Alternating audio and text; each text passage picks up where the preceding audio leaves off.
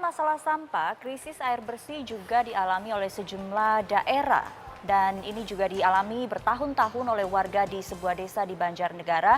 Namun kini berkat seorang pemuda lulusan SD, mereka tak lagi kesulitan untuk mendapatkan air bersih. Lantaran dirinya telah membuat kincir air yang mampu memberi pasokan air kepada lebih dari 150.000 jiwa.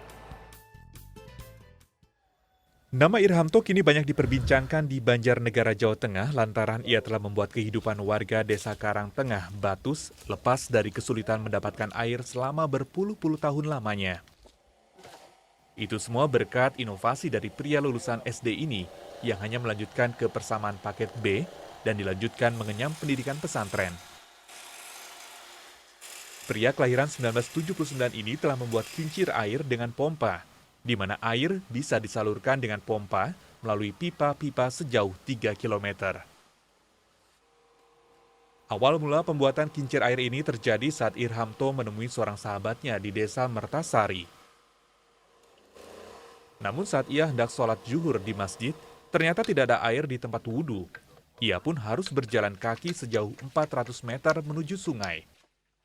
Ia pun berpikir untuk merangkai sebuah mesin sederhana yang bisa menaikkan air ke atas perkampungan.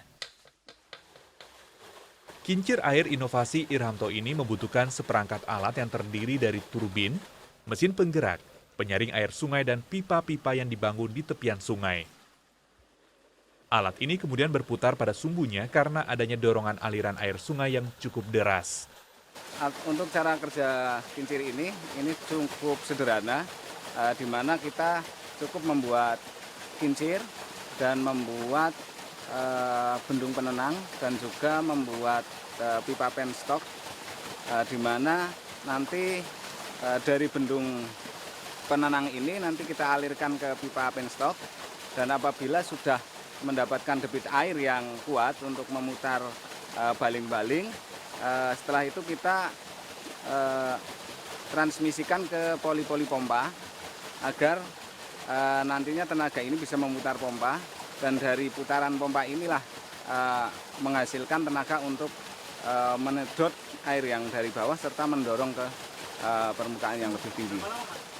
Kepala Balitbang Jawa Tengah, Teguh Winarno menjelaskan, inovasi Irhamto telah mampu memberi pasokan air kepada lebih dari 150.000 jiwa, sekaligus mengatasi krisis air bersih di daerah tersebut.